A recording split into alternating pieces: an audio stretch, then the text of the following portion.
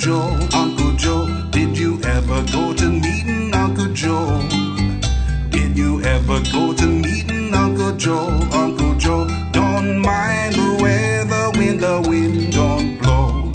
Hop up, my baby, 3 in a row. Hop up, my baby, 3 in a row. Hop up, my baby, 3 in a row. Don't mind the weather when the wind don't blow.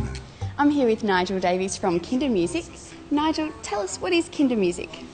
Kinder Music's an international program developed in Germany originally and with thousands of teachers worldwide, and it tries to develop all aspects of the young child, their physical, intellectual, emotional and cognitive development, and give them a good fun experience where their children and parents can work together and be involved in a fun way. Now, Kinder Music offers classes from birth, and that's a lot younger than most programs. So Nigel, do young babies really benefit from Kinder Music? I was suspicious about this myself when I first got into it because I thought I was doing a program for 4 and 5-year-olds.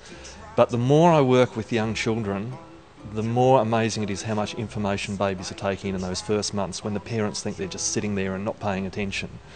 And the youngest child I've started in one of my classes was 2 weeks old.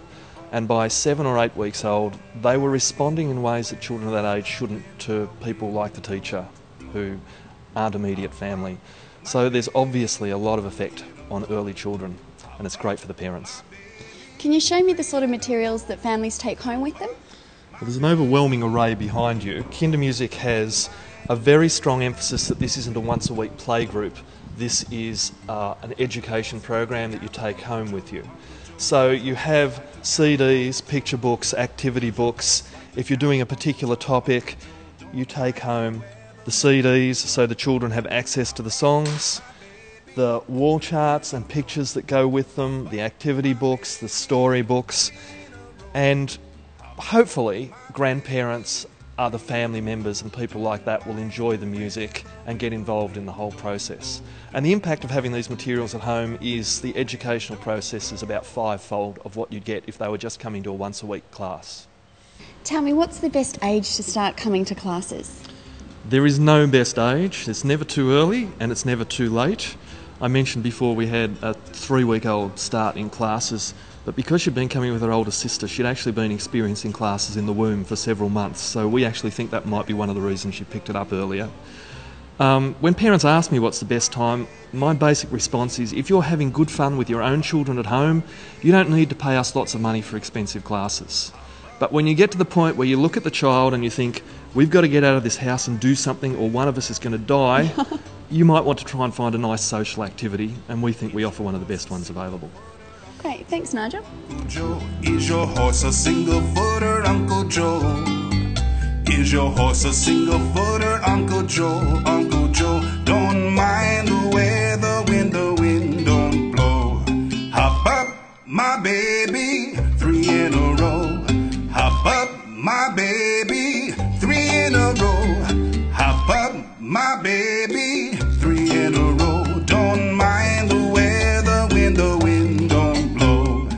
I'm talking to Michelle from Kinder Music. We were just watching the newborn babies. Michelle, can you tell me the kinds of activities seem to stimulate all kinds of senses? What kind of benefits for development will that promote for the babies? Well, obviously, we learn through all of our senses, particularly babies are learning about the world. You might have noticed that we were looking at some lavender and some rosemary flowers in the class today because the sense of smell is very strongly linked with memory. Now, obviously, we're using things that are completely edible, but a lot of the babies really find it interesting as a way to explore the world through that sense of smell, through touch, and through having a loving interaction with their parent. And because the mums do seem to really closely interact with the baby, so that promotes bonding as well? Absolutely. What happens between the baby and the parent is probably the most important part of the class. And indeed we say what happens in class isn't as important as what happens at home. To foster the at-home learning, the parents get a number of materials to take home, obviously a CD, but there's also this picture book which has lots of different pictures of flowers and ways that they can read that. And that relates to our beautiful art banners that also go home so that the babies are getting used to seeing things a long way away and close up. And then each week there's a little activity in their activities journal.